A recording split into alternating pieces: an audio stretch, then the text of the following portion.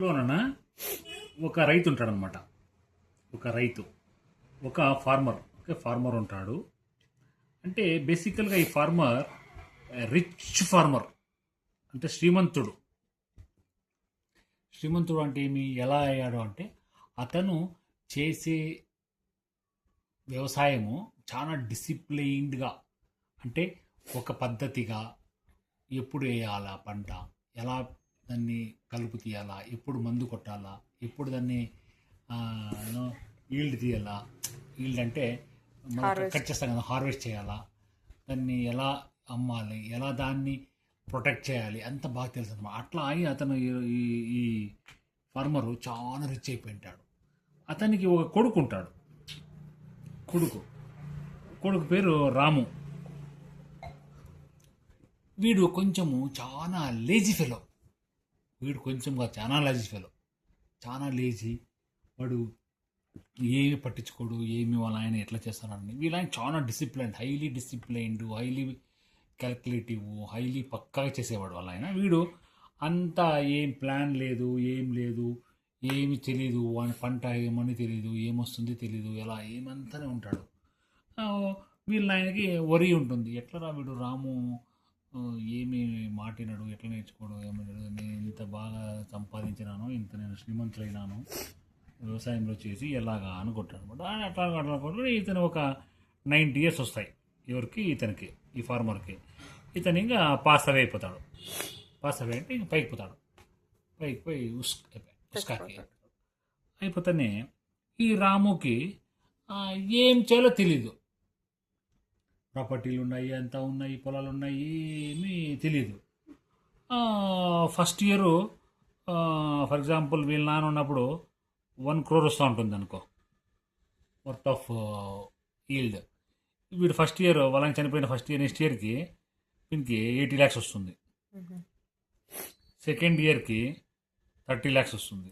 Third ఇయర్కి -10 lakhs loss వస్తుంది దీనికి.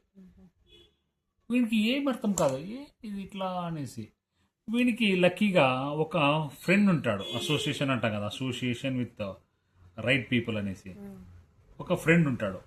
ఒక ఫ్రెండ్, అతని పేరు ఏముంటాడు, సీను ఉంటాడు. సీను అని. ఆ సీను అతనికి చాలా మంచి ఫ్రెండ్. ఇతను చెప్తాడు, అతని ఏం చెప్పినా అతనికి రాముకి ఒక మంచి డైరెక్షన్ ఇస్తూ ఉంటాడు అనమాట. అంటే ఒక వెరీ ట్రస్ట్ వర్తీ ఫ్రెండ్ అనమాట. ఇతని దగ్గర పోయి చెప్తాడు రాము, సీను ఇట్లా నేను ఏం చేసేది, మా నాన్న ఉన్నప్పుడు బాగా మేము చాలా ఈల్డ్ వచ్చేది, బాగా డబ్బులు వచ్చేటివి, మేమంతా చాలా పంట పండించేవాళ్ళము. బట్ ఇప్పుడు లాస్ట్ 2-3 years నుంచి ప్రాఫిట్ ఎట్లా పెట్టు, లాస్ వస్తూ ఉంది అంటాడు అనమాట.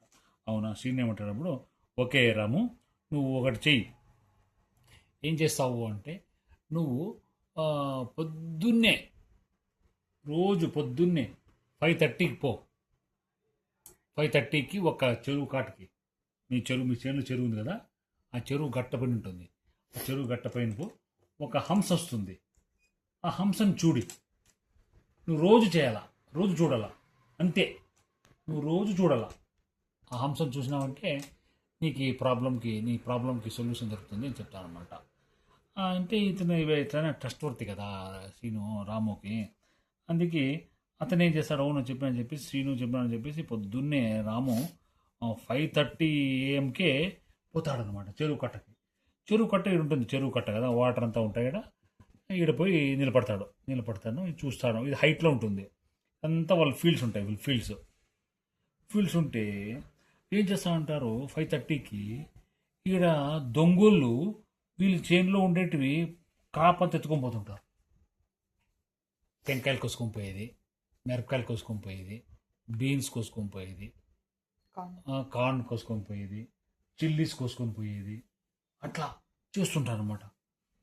అరే రే ఏమిది అంటే, నేను పంట పెడుతున్నాము, అంతా వస్తూ ఉంది, బట్ ఈడ వేరే వాళ్ళు తినేస్తున్నారు, నేను లేజీగా ఉండి నేను చూసుకోకుండా ఉన్నాను, అందుకే మా నాయన చనిపోతాను అని చెప్పితేనే వీళ్ళు అనుకున్నారు, వీడికి ఏం తెలియదు అని చెప్పేసి వీళ్ళు రెడీ చేశారు, అంత దొంగతనం ఎత్తుకొని పోతున్నారు అనేసి అనుకుంటారు అనమాట.